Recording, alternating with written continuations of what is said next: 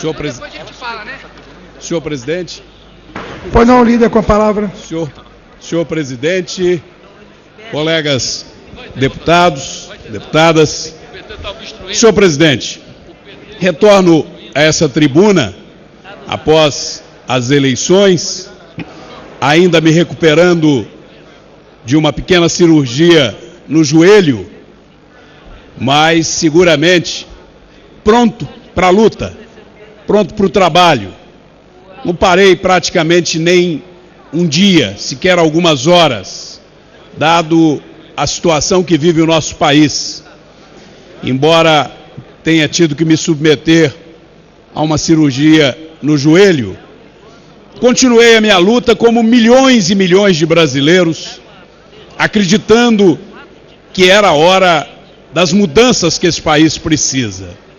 E é claro, não vou dissimular, não vou deixar de enfrentar a realidade de que o resultado nos deixou, e não só a mim, eu tenho absoluta convicção, a milhões de brasileiros extremamente tristes, mas seguramente não nos deixou derrotados.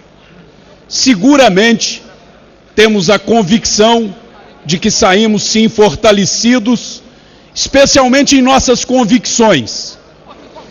Uma eleição em que deparamos com a estrutura da máquina pública sendo usada de maneira oficial. Aliás, é algo surpreendente.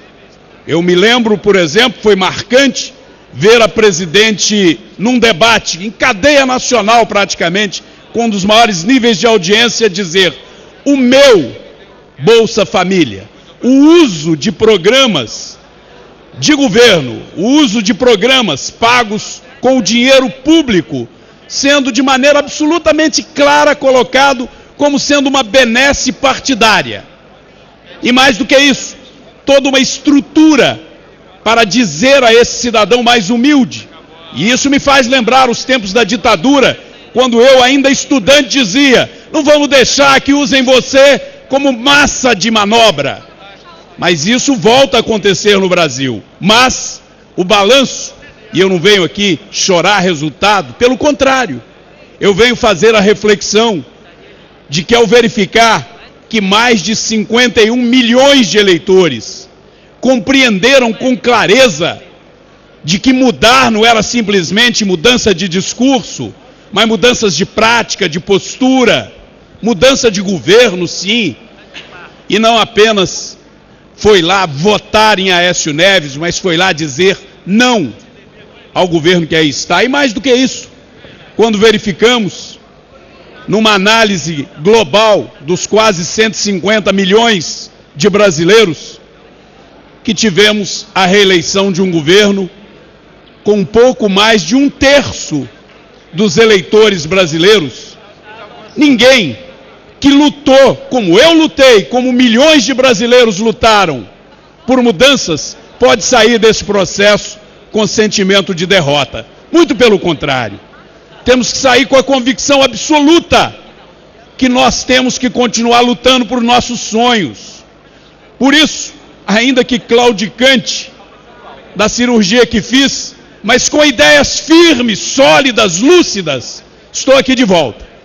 Hoje já estive na Comissão de Orçamento debatendo temas importantes no Colégio de Líderes, onde testemunhei diversos líderes da base do governo concordando que é inaceitável que venha a presidenta dizer que quer fazer um plebiscito, que quer a reforma política, quando na Comissão de Constituição e Justiça está parado há vários e vários meses por obstrução do seu partido principal de sustentação, do seu partido, do PT, um projeto que sequer teve a admissibilidade, ou seja, sequer teve o início de análise.